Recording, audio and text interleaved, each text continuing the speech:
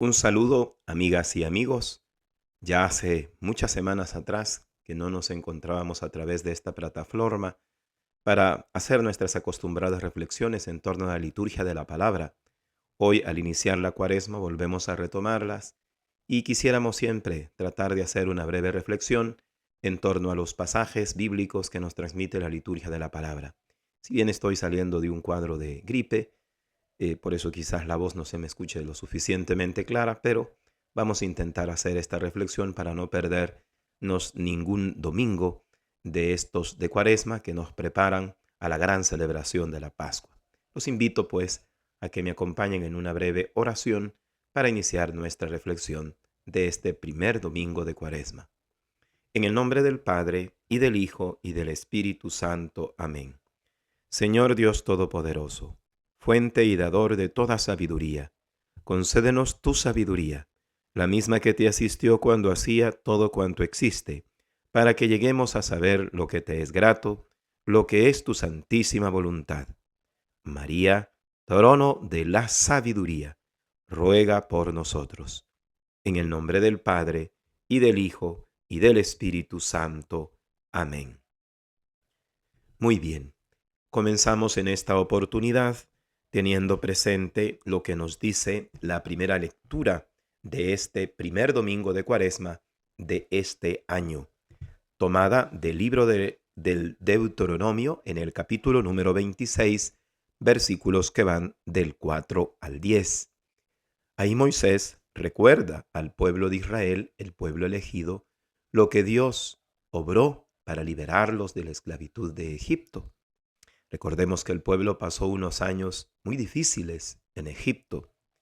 El Señor escuchó, dice Moisés, nuestra voz, miró nuestra humillación, nuestros trabajos y nuestra angustia, porque el Señor no es indiferente ante nuestros sufrimientos, aunque a veces así lo parezca.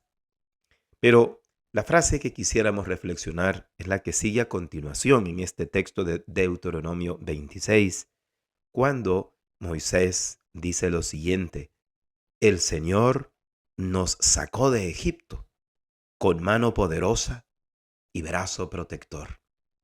Son palabras que para introducirnos en este tiempo fuerte, en este ejercicio cuaresmal, pues vienen muy bien para nosotros cristianos de hoy.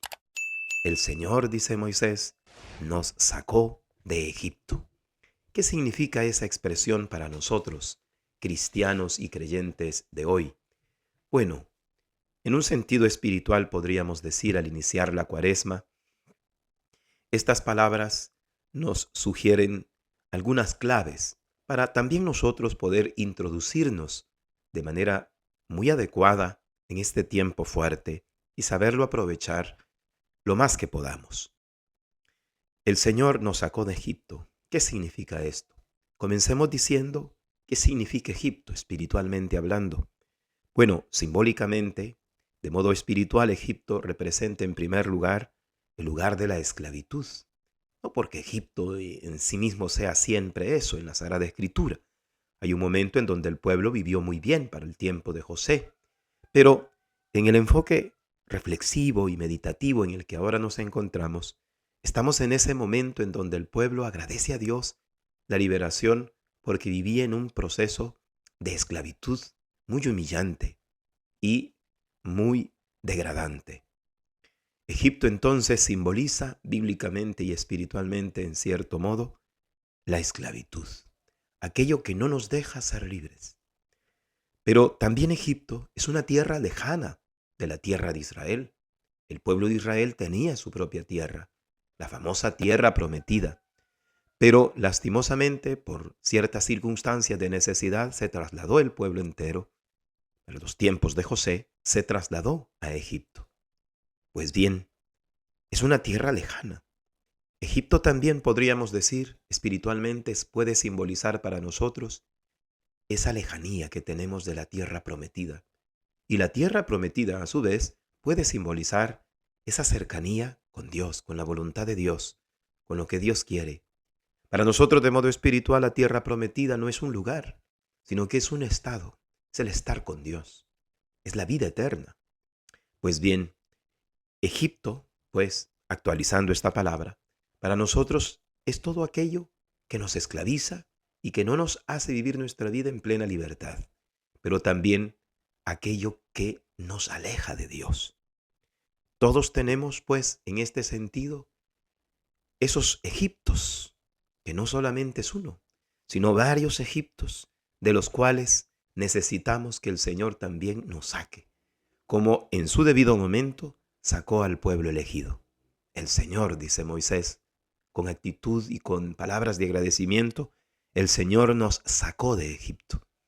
También nosotros, hermanos y hermanas, necesitamos que el Señor nos saque de esos Egiptos que no nos dejan ser libres, que no nos dejan acercarnos a Dios, sino que nos alejan.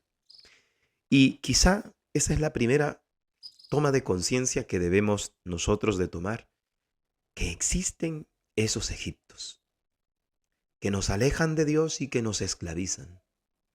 Pero hay una segunda toma de conciencia que podemos desprender de esta frase bíblica de Deuteronomio, y es el hecho que debemos poner nombre a esos Egiptos. ¿Qué significa eso? Debemos detectar qué es aquello que a mí me esclaviza en este momento concreto de mi historia personal, familiar o comunitaria. Tengo que ver en lo profundo de mi corazón para ver también qué es aquello que me está alejando. Esos son mis nuevos Egiptos para mi vida, para mi lucha. Por eso quizá mi Egipto sea un anhelo no querido por Dios, pero que yo me empecino en realizar, un deseo que Dios no quiere que se realice, pero que yo, a pesar de tener diversas frustraciones, fracasos, situaciones que me indican que Dios no quiere eso, yo sigo insistiendo, porque estoy esclavizado a esa idea de que quiero cumplir tal o cual anhelo. Y no me refiero a esos anhelos que es necesario perseverar hasta el final, hasta la muerte, pues son anhelos válidos. Pero incluso ciertos anhelos válidos quizás el Señor no los quiera para nosotros. Y ese es nuestro Egipto, que nos aleja de Dios porque nos frustramos y porque pensamos que Dios no escucha nuestra oración. O quizá nuestro Egipto pueda ser una persona que en lugar de acercarnos a Dios nos está alejando. Una persona que en lugar de promovernos en el desarrollo de nuestra libertad nos está esclavizando a través de las ideas que va metiendo en nuestra cabeza, a través de los sentimientos que va de algún modo también instaurando en lo más hondo de nuestro corazón. Puede ser que nuestro Egipto, del cual tengamos que liberarnos o huir, es una persona. O quizá Egipto en estos tiempos modernos en los que vivimos sea el mismo Internet, del cual me he vuelto exageradamente dependiente. No es que vamos a demonizar el Internet. De hecho, estamos en una plataforma de Internet escuchando esta reflexión. Pero a veces podríamos caer en una esclavitud. Estar atento siempre a lo que se dice, a lo que no se dice, etc. Y puede ser que eso nos esclavice en nuestro tiempo y no tengamos tiempo para lo verdaderamente importante. Y esto nos aleja a la larga de Dios. El Internet puede ser otro Egipto, probablemente, si lo mal utilizamos. Quizá otro Egipto puede ser una red social, porque estamos muy interesados de saber qué opinan los demás de nosotros, qué miran los demás de nosotros, etcétera, etcétera. Y eso nos puede estar alejando de Dios, porque podemos estarnos focalizando exageradamente en ella y descuidando otras cosas más esenciales de nuestra vida. O quizá sea mi Egipto esa visión subjetiva cerrada, bastante egocéntrica o soberbia, que no me deja acercarme a la verdad. Esas ideas ya petrificadas que puedo estar teniendo y que no me dejan tener apertura a la verdad auténtica. Puede ser que mi Egipto sea eso. Es lo que me esclaviza, lo que me quita la libertad y también podríamos decir lo que me aleja de Dios a la larga. O quizá algún pecado en específico. Ira, soberbia, envidia, lujuria. Quizá a veces nuestra vanidad, nuestro rencor, nuestra falta de perdón, etc. Debemos de poner nombre y determinar cuáles son nuestros Egiptos. Al iniciar la Cuaresma, o mejor dicho, al terminar la Cuaresma, deberíamos de haber detectado qué es aquello, quiénes son aquellos que me alejan de Dios y que no me dejan en una verdadera libertad. En un tercer momento, el texto también añade: el Señor nos sacó de Egipto, dice Moisés, con mano poderosa y brazo protector. Miren qué interesante esto. Con mano poderosa y brazo protector. Israel, y concretamente Moisés, tienen conciencia que no fue su lucha la que les liberó. Es cierto que hay que luchar por tener una libertad, por forjar una dignidad. Eso es válido y hay que hacerlo. Pero no debemos olvidar que siempre, en última instancia, está lo que Dios permite para nuestras vidas. Hemos de luchar, pero también sabiendo confiar siempre en Dios. De lo contrario, nuestras luchas podrían llevarnos incluso a veces a frustraciones en el caso que no las logremos. O, si por ejemplo las logramos, nos pueden llevar a sentirnos altaneros y soberbios, pensando que lo hemos logrado por cuenta propia, cuando en el fondo siempre Dios está detrás, incluso de las cosas buenas que logra alguien que no cree en Él. Esto es así, porque Él dirige todo cuanto somos y tenemos, todo cuanto logramos, lo creamos o no. En Él somos, dice la Escritura, nos movemos y existimos, dice el apóstol, citando también a uno de los poetas antiguos. Y esto es lo que de alguna manera manifiesta la expresión de Moisés: con mano poderosa y brazo protector, el Señor nos sacó de Egipto. El texto de la primera lectura también tiene varios otros elementos, pero tiene uno en el cual vale la pena también detenernos, aunque sea brevemente. El texto también dice: nos dio esta tierra que emana leche y miel. Moisés es consciente que la tierra prometida es una tierra que emana leche y miel. Bíblicamente es una expresión que manifiesta la bendición que viene de Dios para el pueblo elegido. En este sentido, la tierra que emana leche y miel no es porque sea una tierra topográficamente quizá la mejor del mundo o la más bella del mundo. Es la tierra que emana leche y miel, en primer lugar, porque Dios está acompañando a su pueblo. Y aquí conviene esta también iluminación. Es importante tener en cuenta el hecho de que lo ideal y adecuado en nuestras vidas no es porque todo está bien, porque todo está en orden.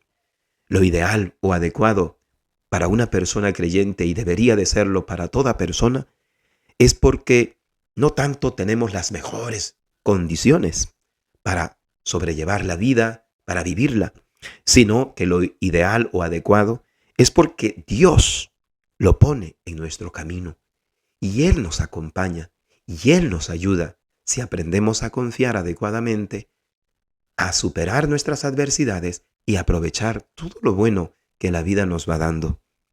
A eso se refiere en cierto modo la expresión tierra que emana leche y miel.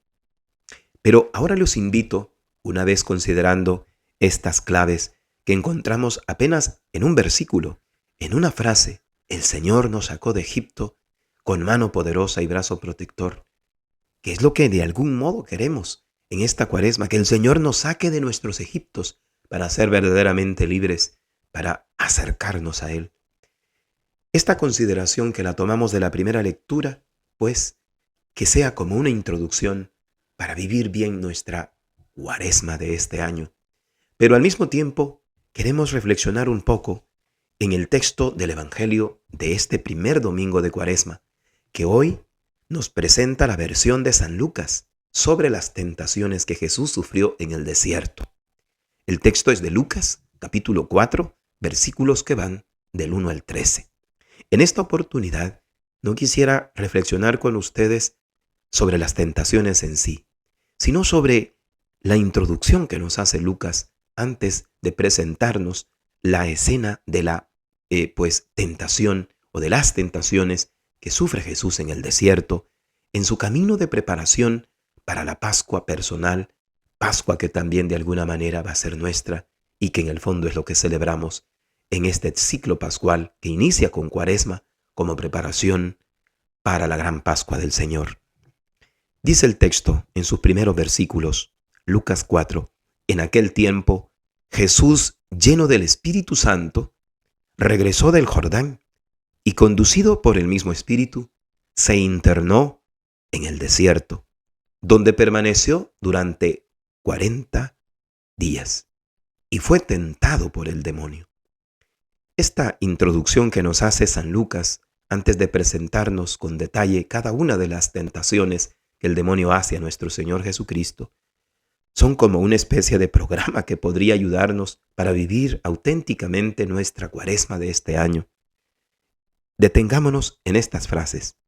Conducido por el mismo Espíritu, es decir, por el Espíritu Santo, del cual estaba lleno, se internó Jesús en el desierto, donde permaneció durante 40 días. Nosotros también necesitamos eso.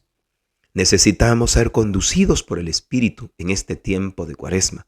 Necesitamos internarnos en el desierto de nuestro corazón, desierto que significa estar a solas con Dios y tener una mirada de fe en lo que vivimos y padecemos. Y permanecer también, de alguna manera, con esta actitud orante y meditativa durante este tiempo. En este texto se nos dice eso, ¿verdad? Que Jesús, en primer lugar, se nos habla de que es conducido por el Espíritu al desierto. Este ser conducido significa, ante todo, que Jesús tiene una disponibilidad del corazón.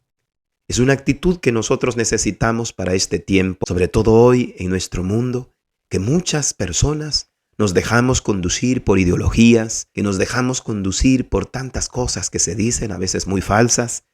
Nos dejamos conducir no por el Espíritu Santo, sino por el espíritu de este mundo, por el espíritu de nuestra envidia, por el espíritu de nuestra venganza, por el espíritu de nuestras propias ideas, por el espíritu de nuestra cerrazón de mente o de corazón. Necesitamos, pues, ser conducidos por el Espíritu para poder realmente encontrarnos con el Señor, para poder aprovechar sus gracias en este año jubilar, en esta Cuaresma, en este tiempo de Pascua. Pero aparte de esto se nos dice que Jesús se internó en el desierto.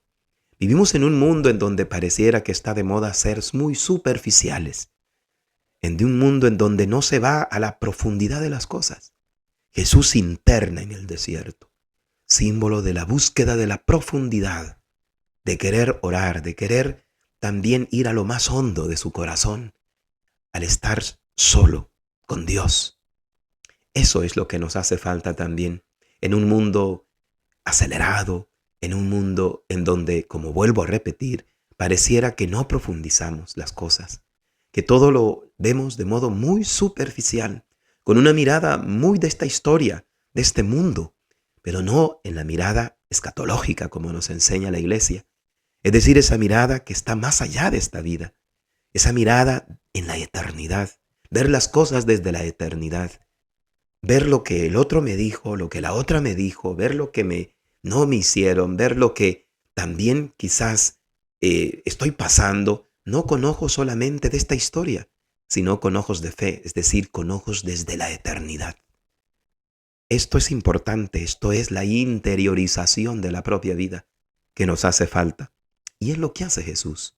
Se internó, dice el texto, para indicarnos que a ejemplo de Jesús, también nosotros necesitamos internarnos en el desierto de nuestro interior para poder estar a solas con Dios y desde Dios ver todo lo que somos, tenemos, vivimos y padecemos, proyectamos, anhelamos en lo más hondo del corazón. Y por último, podríamos decir que aparte de la disponibilidad y la segunda que podríamos llamar la actitud de la interiorización para llegar a la profundidad de la vida, tenemos el hecho de que Jesús permaneció, dice el texto de Lucas, durante 40 días en el desierto. Es la actitud de la estabilidad, del saber permanecer con nosotros, pero también del saber estar con Dios. En un mundo acelerado, en un mundo en donde se nos propone lo instantáneo y donde pareciera que lo mejor es lo rápido, debemos saber tener estabilidad. En un mundo en donde pareciera que todo es fugaz, en donde pareciera que la tiranía de lo efímero es lo que domina las relaciones interpersonales, la amistad, las relaciones matrimoniales, los trabajos, todo aquello que pareciera muy noble parece ser afectado por lo efímero, porque vivimos en la tiranía de lo instantáneo. Qué importante lo que hace Jesús, permanecer durante 40 días orando. Claro, eso no va a ser fácil, porque el mundo en el que vivimos siempre nos quiere empujar a ir hacia adelante de modo rápido, sin respetar debidamente los tiempos oportunos. Por eso es que dice el texto también que cuando estuvo ahí, cuando permaneció durante 40 días en el desierto, es cuando también fue tentado por el demonio Jesús, para indicarnos que no va a ser fácil también para nosotros. Pero no por eso hemos de desanimarnos o no hacerlo. Es importante buscar hacerlo. Hermanos, ahora que iniciamos la Cuaresma, es importante también para nosotros tener estas 3 actitudes que tuvo Jesús de algún modo en estos 3 actos que hace. Que se deja conducir por el Espíritu, que se interna en el desierto y que permanece durante 40 días allí. Porque son las actitudes de la disponibilidad del corazón para dejarnos guiar por el Espíritu de Dios. La actitud de la interiorización para no ver las cosas de modo muy superficial o a la carrera. Y para, en tercer lugar, tener la actitud de la estabilidad, saber permanecer en aquello que realmente importa. Que Dios pues nos ayude a todos a saber aprovechar este tiempo tan maravilloso que el Señor nos concede y que Dios nos bendiga. Si podemos y si la salud nos lo permite y Dios también lo permite, claro está, la próxima semana nos volvemos a encontrar en una nueva reflexión dominical. Que Dios les bendiga a todos, a todas. Hasta la próxima.